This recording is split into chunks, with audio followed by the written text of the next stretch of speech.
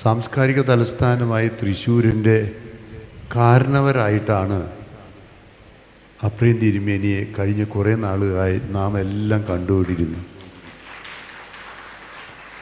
കക്ഷി രാഷ്ട്രീയ ഭേദമന്യേ ജാതിമത വർഗ ഭേദമന്യേ എല്ലാവർക്കും പൊതുസമ്മതനായ കാരണവർ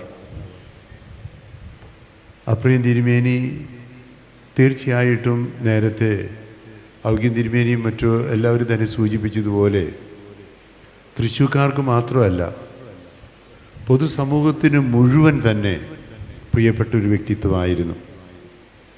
തൃശ്ശൂരിൻ്റെ ചരിത്രം നമുക്ക് എല്ലാവർക്കും അറിയാം, പ്രത്യേകിച്ച് ക്രൈസ്തവ സമൂഹത്തിൻ്റെ ചരിത്രം അറിയാം. ഈ അവസരത്തിൽ ഈ പൗരസ്ത്യ കൽദായ സുറിയാനി സഭയുടെ ഇന്ത്യയിലെ അധ്യക്ഷൻ എന്ന നിലയിൽ അദ്ദേഹം പ്രവർത്തിച്ച സേവനത്തോടൊപ്പം തന്നെ അദ്ദേഹം നമുക്ക് എല്ലാവർക്കും പ്രത്യേകിച്ച് കത്തോലിക്ക സഭയുമായി വളരെ അടുത്ത ബന്ധം പുലർത്തിക്കൊണ്ട് തന്നെ അദ്ദേഹം പ്രവർത്തിച്ചിരുന്നു. അതുകൊണ്ട് അദ്ദേഹത്തിൻ്റെ നിര്യാണത്തിൽ ഇപ്പോൾ ഞാൻ ഭാരത കത്തോലിക്ക മെത്രാൻ സമിതിയുടെ അധ്യക്ഷൻ എന്ന നിലയിൽ ഞാൻ ക്രൈസ്തവരുടെ പേരിൽ തന്നെ അനുശോചനം രേഖപ്പെടുത്തുകയാണ്. കത്തോലിക്ക സഭയിലെ ലത്തീൻ, സീറോ മലബാർ, സീറോ മലങ്കര സഭകളായി 174 രൂപതകളുണ്ട്, 250ഓളം മെത്രന്മാരുണ്ട്. അടുത്ത ഫെബ്രുവരി വരെ എൻ്റെ ടേമുണ്ട്. ഈ അവസരത്തിൽ അപ്രീം തിരുമേനി മരിച്ചു എന്ന് അറിഞ്ഞ ഉടനെ തന്നെ ഞാൻ ഡൽഹിയിലേക്ക് വിളിച്ച് അവരോട് ഈ തിരുമേനി കാലം ചെയ്ത തിരുമേനിയുടെ ഈ മരണത്തിലുള്ള അനുശോചനവും പ്രാർത്ഥനയും രേഖപ്പെടുത്താൻ എല്ലാ മെത്രാന്മാരെയും ഞാൻ അറിയിക്കുകയുണ്ടായി. വളരെ പ്രത്യേകിച്ച് തൃശ്ശൂർ അതിരൂപതയുമായി അപ്രീം തിരുമേനി വളരെ അടുത്ത ബന്ധം തന്നെയാണ്. അതുകൊണ്ട് തന്നെ തൃശ്ശൂർ അതിരൂപത മാത്രമല്ല, ഇവിടുത്തെ എല്ലാ എല്ലാവരുമായി, അതുകൊണ്ട് ഔഗ്യം തിരുമേനിയോടും പൗരസ്ത്യ കൽദായ സുറിയാനി സഭയിലെ അംഗങ്ങളോടും അപ്രീം തിരുമേനിയുടെ നിര്യാണത്തിലുള്ള അനുശോചനവും ഒപ്പം പ്രാർത്ഥനയും തൃശ്ശൂർക്കാരുടെ എല്ലാവരുടെയും പേരിൽ ഞാൻ പ്രത്യേകം ആ വിധത്തിൽ ഇപ്പോൾ ഔഗ്യം തിരുമേനി നേടുകയാണ്. എന്തുകൊണ്ട് അപ്രീം തിരുമേനി വ്യത്യസ്തനായി എന്ന് ചോദിച്ചേക്കാം. ആദ്യം തന്നെ അപ്രീം തിരുമേനി എല്ലാവർക്കും ഇഷ്ടപ്പെട്ട നല്ലൊരു മനുഷ്യനാണ്. അദ്ദേഹത്തിന് ഒരുപാട് വിശേഷണങ്ങൾ നമുക്ക് എല്ലാവർക്കും അറിയാം. വലിയൊരു പണ്ഡിതനാണ്, ചരിത്രകാരനാണ്, വാഗ്മിയാണ്, സുറിയാനിയിൽ അഗാധ പാണ്ഡിത്യമുണ്ട്. അതിനേക്കാൾ എല്ലാത്തിലും ഒരു വളരെയേറെ ഗ്രന്ഥകാരനാണ്. നമുക്കറിയാം അദ്ദേഹത്തിൻ്റെ നർമ്മമുള്ള പുസ്തകങ്ങൾ എല്ലാവരും വായിച്ചിട്ടുണ്ട്. അങ്ങനെ ഒത്തിരി കാര്യങ്ങളിൽ എല്ലാവരുമായി ഇടപെടാനും പാവപ്പെട്ടവരെ സഹായിക്കാനും അദ്ദേഹം കാണിച്ചൊരു തീഷ്ണ നമുക്ക് എല്ലാവർക്കും അറിയാം. അതുകൊണ്ട് അപ്രീം തിരുമേനി നമുക്ക് തൃശ്ശൂർക്കാർക്ക് എന്നും അഭിമാനമാണ്, അങ്ങനെ തന്നെ തുടരുകയും ചെയ്യും.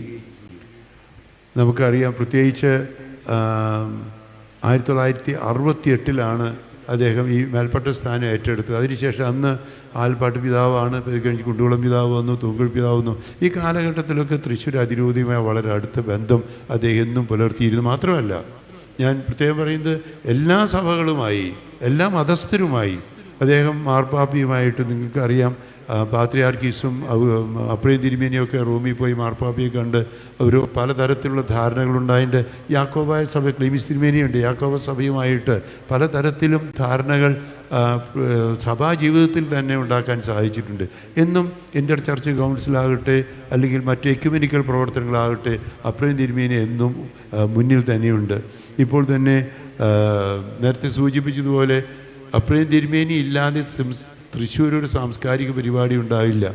2013 മുതൽ ആരംഭം കുറിച്ച ക്രിസ്മസ് നവവത്സര കാലഘട്ടത്തിലെ സാംസ്കാരിക പരിപാടിയായ ബൊൻ നത്താലിക്ക് ഏറ്റവും മുന്നിൽ നിൽക്കുക അപ്രീം തിരുമേനിയാണ്.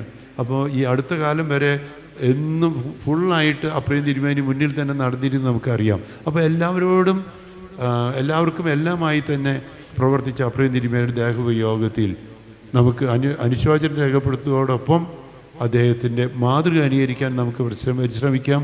അദ്ദേഹത്തിന് നിത്യശാന്തി നേടാം. തീർച്ചയായിട്ടും നമുക്കിവിടെ വേദിയിൽ തന്നെ ഇപ്പോൾ ഗോവ ഗവർണർ വന്നപ്പോൾ എനിക്ക് വലിയ സന്തോഷം തോന്നി. കാരണം അദ്ദേഹത്തിൻ്റെ ആതിഥ്യം സ്വീകരിക്കാനും അവിടുത്തെ ഗവർണറുടെ ആ ക്യാമ്പസിൽ നല്ലൊരു പള്ളിയുണ്ട് കേട്ടോ, പോർച്ചുഗീസുകാർ പണിതാ. അവിടെ പ്രാർത്ഥിക്കാനും കുർബാനയൊക്കെ ഉണ്ട്, ഞായറാഴ്ച കുർബാനയൊക്കെ ഉണ്ട്.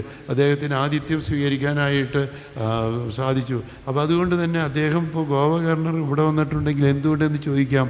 തീർച്ചയായിട്ടും അദ്ദേഹം ഇങ്ങനെയുള്ള വ്യക്തിത്വങ്ങളെ എങ്ങനെ സ്നേഹിക്കുന്നു എന്നുള്ളത് തന്നെയാണ്. നമ്മുടെ മന്ത്രി രാജനുണ്ടായിരുന്നു, മേയറുണ്ട്, ഇപ്പോൾ വിവിധ രാഷ്ട്രീയ നേതാക്കന്മാരുണ്ട്, മത നേതാക്കന്മാരുണ്ട്. അതുകൊണ്ട് തന്നെ ഇന്ന് എനിക്ക് അഭിമാനത്തോടെ തന്നെ അപ്രേം തിരുമേനിക്ക് ഓർക്കാൻ, അപ്രേം തിരുമേനിക്ക് വേണ്ടി പ്രാർത്ഥിക്കാൻ, അതിനേക്കാൾ അപ്പുറത്ത് അപ്രേം തിരുമേനിയുടെ ഈ സാംസ്കാരിക തലത്തിലുള്ള നേതൃത്വം, സമൂഹ തലത്തിലുള്ള നേതൃത്വം എല്ലാവരെയും ഒറ്റക്കെട്ടായി കണ്ട് ഒരുമിച്ച് കൊണ്ടുപോകാൻ അപ്രേം തിരുമേനി കാണിച്ച ആ നേതൃത്വം അത് നമുക്ക് മാതൃകയായിരിക്കട്ടെ എന്ന് പ്രാർത്ഥിച്ചുകൊണ്ട് അപ്രേം തിരുമേനിക്ക് നിത്യശാന്തി നേർന്നുകൊണ്ട് തൃശ്ശൂരിൻ്റെ പേരിൽ, തൃശ്ശൂർ അതിരൂപതയുടെ പേരിൽ, കത്തോലിക്കാ സഭയുടെ പേരിലുള്ള അനുശോചനം പൗരസ്ത്യകാലത്തായ സുറിയാനി സഭാംഗങ്ങൾക്കും തൃശ്ശൂർക്കാർക്കും നേർന്നുകൊണ്ട് ഞാൻ എൻ്റെ വാക്കുകൾ ചുരുക്കുന്നു.